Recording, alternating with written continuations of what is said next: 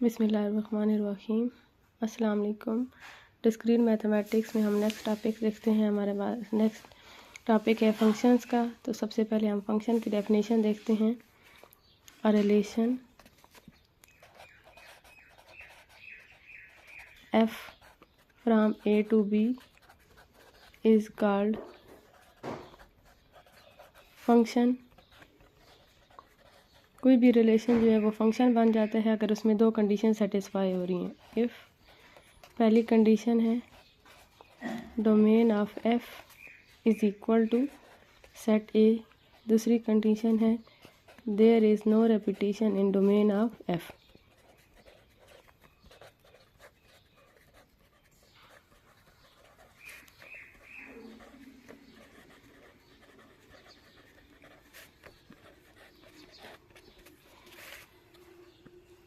अगर एफ कोई भी रिलेशन है तो वह फंक्शन बन जाएगा अगर डोमेन ऑफ एफ सेट ए की इक्वल हो। डोमेन ऑफ एफ सेट ए की इक्वल होने का मतलब क्या है कि ए का हर एलिमेंट कोई ना कोई इमेज रखता हो बी में। There is no repetition in the domain of f. मतलब जब हम ऑर्डर पेयर बनाएं तो किसी भी दो पेयर्स में जो फर्स्ट एलिमेंट है वो सेम नहीं होना चाहिए। जैसे 1 2 वाला पेयर है तो फिर 1 3 वाला पेयर नहीं होना चाहिए। ऐसे पेयर्स नहीं होने चाहिए जिसमें ऑर्डर पेयर का फर्स्ट एलिमेंट रिपीट हो रहा हो। ऑर्डर पेयर का फर्स्ट एलिमेंट डोमेन से रिलेटेड होता है और सेकंड एलिमेंट रेंज से रिलेटेड होता है। जब ये कंडीशन आ गई है there is no repetition in the domain of f, तो मतलब ऑर्डर का पेयर का फर्स्ट एलिमेंट रिपीट नहीं होना चाहिए। जैसे फॉर एग्जांपल हम लेते हैं कोई भी फंक्शन सेट ऑफ इंटीजर्स से इंटीजर्स की तरफ इस तरह डिफाइन करवाते हैं f of x is equal to 2x। अब हमने यहाँ पे ये रिलेशन लिया है सेट ऑफ इंटीजर्स से इंटीजर्स की तरफ। मतलब यहाँ पे भी इंटीजर्स होंगे डोमेन में भी और यहाँ पे को डोमेन में भी क्या होंगे इंटीजर्स होंगे। पहले सेट को कहते हैं डोमेन और जो दूसरा सेट होता है उसको कहते हैं को डोमेन। मतलब अगर इस रिलेशन में ए देखें तो ए क्या होगा डोमेन और बी क्या होगा को डोमेन। सेट ए को यहाँ पे क्या कहेंगे डोमेन और सेट बी को को डोमेन। यहाँ पे इंटीजर्स ले लें। यहाँ पे अगर हम इंटीजर्स ले लें 0 -1 -2 अप टू 7। यहाँ पे आगे 1 2 अप टू 7। यहाँ पे भी इसी तरह इंटीजर्स ले लें 0 -1 -2 अप टू 7 फिर 1 2 अप टू 7। ये फंक्शन किस तरह डिफाइन है कि अगर डोमेन में से हम इंटीजर उठाएंगे x तो वो को डोमेन में किस पे मैप हो रहा होगा 2x पे। मतलब यहाँ पे जो नंबर यहाँ से जो नंबर्स उठाएंगे उसको 2 से मल्टीप्लाई करवा दें। 0 को 2 से मल्टीप्लाई करवाएं तो क्या आ जाएगा 0। तो 0 का इमेज क्या बन जाएगा 0। -1 को 2 से मल्टीप्लाई करवाएं तो क्या बन जाएगा -2। तो -1 किस पे मैप हो जाएगा -2 पे। 1 को मल्टीप्लाई करवाएं 2 पे तो 1 किस पे मैप हो जाएगा 2 पे। इसी तरह -2 को 2 से मल्टीप्लाई करवाएं तो वो किस पे मैप हो जाएगा -4 पे। यहाँ से ऊपर अगर हम और नंबर्स लें तो -2 किस पे मैप हो जाएगा -4 पे। 2 किस पे मैप हो जाएगा +4 पे। जिस तरह आप मैपिंग देख सकते हैं कि यहाँ से एक नंबर यहाँ से जो भी इंटीजर उठाएंगे उसके करस्पॉन्डिंग यहाँ पे कोई ना कोई इंटीजर मिलता जाएगा। तो इसका क्या मतलब है कि जो डोमेन में जितने एलिमेंट हैं वो सारे यहाँ पे कोई ना कोई इमेज बना सकते हैं। जैसे हम यहाँ से ऊपर और नंबर्स लिखें -3 -4 वाला तो -2 -4 पे मैप हो जाएगा। इससे आगे लिखें 3 4 वगैरह तो 2 किस पे मैप हो जाएगा 4 पे। आगे हम यहाँ पे 3 लें तो वो यहाँ पे 6 पे मैप हो जाएगा। यहाँ पे -3 लें वो -6 पे मैप हो जाएगा। तो ये डोमेन में मौजूद हर एलिमेंट के लिए हमें को डोमेन में कोई ना कोई इंटीजर मिल जाएगा कि वो क्या बन जाएगा इसका इमेज बन जाएगा।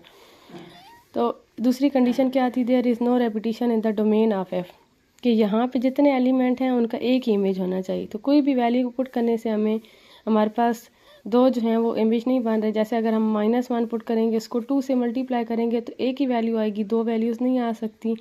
तो डोमेन में जितने नंबर्स हैं एक तो वो इमेज रखते हैं को डोमेन वाले एलिमेंट के साथ और दूसरा डोमेन वाले हर एलिमेंट जो है एक ही इमेज रखता है। अगर ये दो कंडीशन सेटिस्फाई हो रही हैं तो इस तरह के रिलेशन को क्या कहते हैं फंक्शन। तो यहाँ पे ये जो फंक्शन है f(z to z) इस तरह डिफाइन करवाएं f of x is equal to 2x तो ये वाला रिलेशन क्या बन जाएगा फंक्शन। अगर हमारे पास ये लिखा हुआ हो f from a to b इसका क्या मतलब है कि जो ए के एलिमेंट हैं उन पे हम मैपिंग फंक्शन अप्लाई करेंगे ए, और हमारे पास किसके आंसर आ जाएंगे, बी के। जैसे फॉर एग्जांपल इधर से हम 1 के लिए देखते हैं। 1 हमने डोमेन से लिया, उस पे हमने फंक्शन एफ अप्लाई करवा दिया। जब हमने 1 पे फंक्शन एफ अप्लाई करवा दिया, फंक्शन एफ की कंडीशन अप्लाई करवा दी, तो वो किस पे मैप हो गया है, 2 पे। कोई और नंबर्स देख सकते हैं, जैसे अगर हम यहाँ से -2 देखें, -2 हमने डोमेन वाले में से नंबर लिया, उस पे फंक्शन एफ अप्लाई किया, वो कोड डोमेन में किस पे मैप हो गया, -4 पे। ये जो पहला सेट होता है इसको क्या कहते हैं, डोमेन। दूसरे को कहते हैं कोड डोमेन। दूसरे सेट के वो एलिमेंट जो पिछले के साथ प्री इमेज रखते हैं। यहाँ से देखें तो एलिमेंट को, जैसे अब 1 का इमेज क्या है, 2, तो 2 का प्री इमेज क्या है, 1। यहाँ से इस साइड पे इमेज और यहाँ से इस साइड से पीछे पढ़ें तो इसे क्या कहते हैं, प्री इमेज। जैसे -1 का इमेज क्या है, -2, और -2 का प्री इमेज क्या है, -1। ये जो कोड डोमेन के वो एलिमेंट जो प्री इमेज बना रहे होते हैं, उन एलिमेंट्स को क्या कहते हैं, रेंज। इसके बाद हम एक और एग्जांपल देखते हैं। अगर हमारे पास पी कोई भी फंक्शन हो रियल नंबर्स की तरफ, जो कि इस तरह डिफाइन हो, f(x) = y²।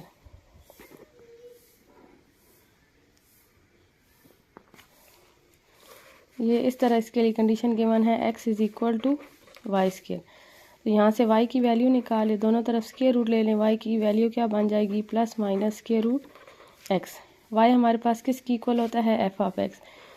f(x) हमारे पास किसकी इक्वल होता है, y की इक्वल। तो y की जगह हम क्या पुट कर सकते हैं, f(x). f(x) = ±√x। p हमारे पास कोई भी रिलेशन है रियल नंबर से रियल नंबर्स की तरफ, इसके लिए कंडीशन गिवन है कि x किसकी इक्वल है, y² की इक्वल। तो यहाँ से y की वैल्यू निकाले, दोनों तरफ स्क्वायर रूट ले लें। यहाँ पे स्क्वायर रूट लेंगे तो स्क्वायर रूट से कैंसिल, y यहाँ पे स्क्वायर रूट लेंगे तो स्क्वायर रूट के साथ प्लस माइनस, y हमारे पास किसकी इक्वल होता है, f(x) की इक्वल। तो y की जगह पुट कर दें f(x). अब हम ये चेक करते हैं कि ये वाला जो रिलेशन है फंक्शन है या नहीं। इस जैसे यहाँ पे is f function are not. तो हम यहाँ पे f को चेक करते हैं कि वो फंक्शन है या नहीं। जैसे अगर हम x की जगह कोई एक वैल्यू पुट करें, तो y के लिए हम जैसे x की जगह जैसे हमने 1 पुट किया, यहाँ से y की वैल्यू निकालें, ±√1। y की वैल्यू क्या आ जाएगी, ±1। ऑर्डर पेयर किस फॉर्म में बनाते हैं कि पहले x की वैल्यू फिर y की वैल्यू। जब हमने x की जगह 1 पुट किया तो हमारे पास y की 2 वैल्यूज़ आ रही हैं, +-1। अगर हम इन पेयर्स को अलग अलग लिखें तो क्या पेयर्स बनेंगे, 1 1 1 -1। तो डोमेन में रेपिटेशन हो जाएगी, ऑर्डर पेयर का फर्स्ट एलिमेंट रिपीट हो जाएगा। तो इस वजह से ये जो रिलेशन है वो फंक्शन नहीं बनेगा, क्योंकि x की एक वैल्यू पुट करने के बाद हमारे पास इमेज 2 बनेंगे।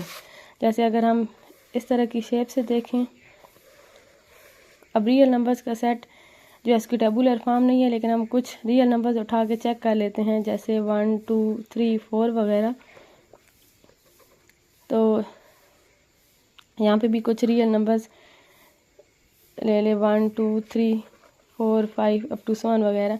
जैसे हमने x की जगह 1 पुट किया, इससे पीछे वाले नंबर्स भी 0 -1 -2 अप टू 7। जैसे हमने x की वैल्यू ली 1, तो हमारे पास y की 2 वैल्यूज़ आई हैं, +-1। 1 वाली वैल्यू 1 पे भी मैप हो रही है और -1 पे भी मैप हो रही है। मतलब जो डोमेन वाले एलिमेंट हैं वो 2 प्री इमेज बना रहे हैं, 2 इमेज बना रहे हैं। तो अगर डोमेन वाले एलिमेंट एक से ज़्यादा इमेज बना रहे हो तो वो वाला रिलेशन फंक्शन नहीं होता। ये जो कंडीशन थी सेकंड वाली, there is no repetition in the domain of f, इसका मतलब ये था कि जो ऑर्डर पेयर का फर्स्ट एलिमेंट है वो एक ही इमेज बनाता हो, वो एक से ज़्यादा इमेज नहीं बना सकता। तो यहाँ पे हमने जैसे देखा 1 के 2 इमेज आ गए हैं। जैसे अगर हम यहाँ पे x की जगह 2 लें तो y की 2 इमेज आ जाएंगे, +-√2। कोई भी नंबर उठाते जाएं, 0 के अलावा 0 का सिर्फ एक ही इमेज बनेगा, 0 का इमेज 0 बनेगा। बाकी जितने नंबर्स हैं, जितने भी रियल नंबर्स हैं, उनमें एक वैल्यू पुट करेंगे, हर वैल्यू को अकॉर्डिंग 2 प्री इमेज बनते जाएंगे। इस वजह से ये वाला रिलेशन फंक्शन नहीं बनेगा। in if f from a to b is a function, then a is called domain of f and b is called codomain of f. A is called domain of f and b is called codomain of f.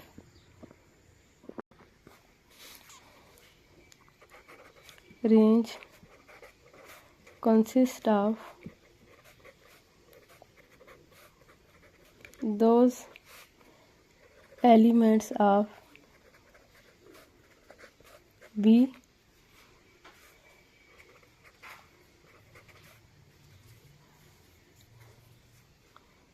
range consists of those elements of B which are pre-image of A. B के वो element जो ए के elements का pre image बन रहे हैं, उन elements को क्या कहते हैं? रेंज। एग्जांपल देखते हैं। इससे हम डोमेन को डोमेन और रेंज फाइंड करते हैं। फंक्शन ये हमारे पास रिलेशन इस तरह डिफाइन है, f Z to Z set of integers से सेट ऑफ इंटीजर्स की तरफ क्या डिफाइन करवाया गया है? Sign the square of an integer to this integer के। अगर हम यहाँ से जो इंटीजर उठाएंगे वो इस इंटीजर के स्क्वायर पे मैप होगा।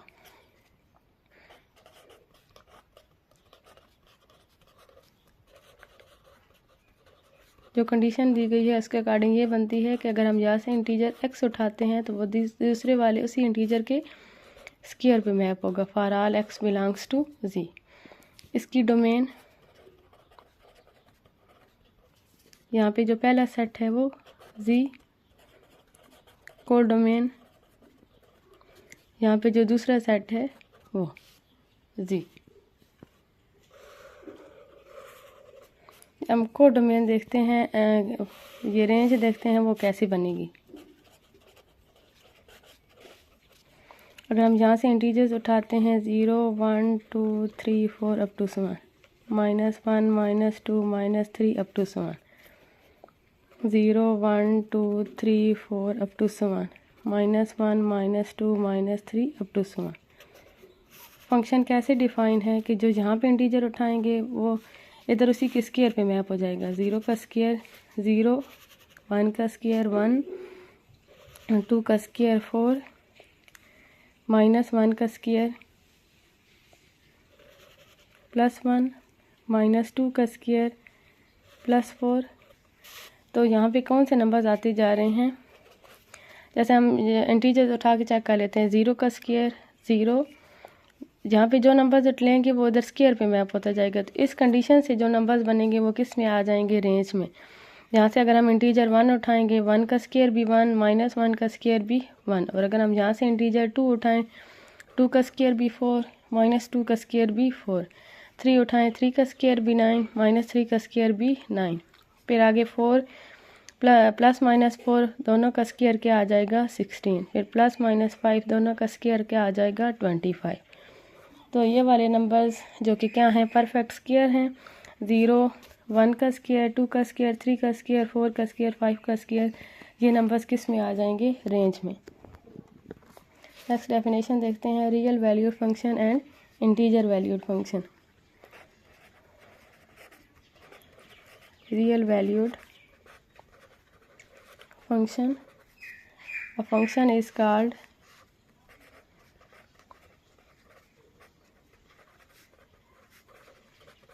function is called real valued if its codomain is the set of real numbers। अगर किसी भी फंक्शन की जो कोडोमेन है वो सेट ऑफ रियल नंबर है तो इसे क्या कहेंगे? Real valued function. और अगर कोडोमेन जो है मतलब ये जो सेकंड नंबर वाला सेट है वो रियल नंबर है तो उसे रियल वैल्यूड फंक्शन कहेंगे। अगर सेकंड नंबर वाला set integer set of integer है तो फिर उसे इंटीजर वैल्यूड फंक्शन कहेंगे।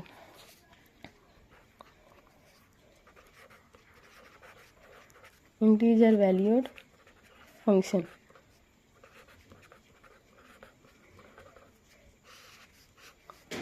A function is called integer valued if its codomain is the set of integers.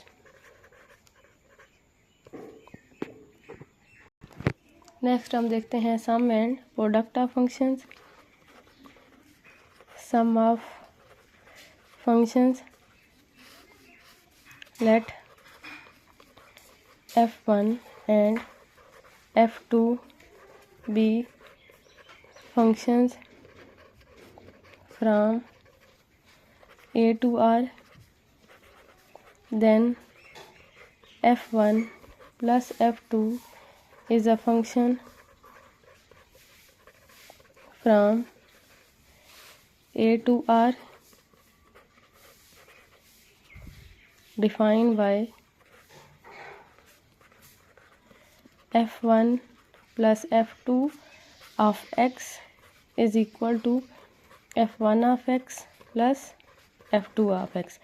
अगर f1 और f2 फंक्शंस हैं, दोनों की डोमेन और जो को डोमेन है वो सेम है a से r की तरफ, तो इन दोनों का सम क्या कहलाएगा, कैसे डिफाइन करवाएंगे, f1 प्लस f2.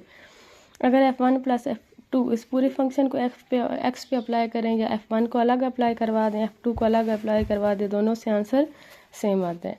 इसी तरह हम डिफाइन करवाते हैं product of function.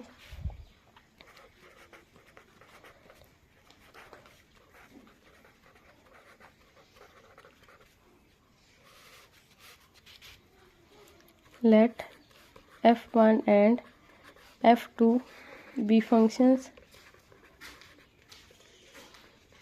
from a to r, then f1 multiplied by f2 is a function from a to r defined by f1 multiplied by f2 of x is equal to f1 of x, f2 of x. f1 और f2 को इकट्ठा multiply करवा दें और domain में से element पे apply करवा दें, f1 को अलग f2 पे अलग, दोनों से आंसर सेम आता है. जैसे हम एक एग्जांपल देखते हैं. अगर हमारे पास f1 फंक्शन हो r से r की तरफ, f2 फंक्शन हो r से r की तरफ, इस तरह डिफाइन हो f1 of x is equal to x square, f2 of x is equal to x minus x square. तो हम इनका सम और प्रोडक्ट फाइंड करते हैं. Find f1 plus f2 and f1 multiply by f2. f1 plus f2 of x, इसकी definition क्या आती, f1 of x plus f2 of x. f1 of x की वैल्यू पुट कर दें x square, f2 of x की value x minus x square. Minus x square plus x square से cancel, तो ये क्या फंक्शन बन जाएगा x. मतलब डोमेन में जो नंबर पुट करते जाएंगे को डोमेन में से वही मिलता जाएगा. 1 1 पे मैप होगा f of x is equal to x, 1 1 पे मैप हो रहा होगा, 2 2 पे, 3 3 पे, ये इस तरह का फंक्शन बन जाएगा. यहाँ पे f1 multiply bye f of 2, इनका प्रोडक्ट फाइंड करते हैं. f1 into f2 of x is equal to f1 of x, f2 of x. f1 of x की value x square, f2 of x की value x minus x square, x cube minus x की power 4.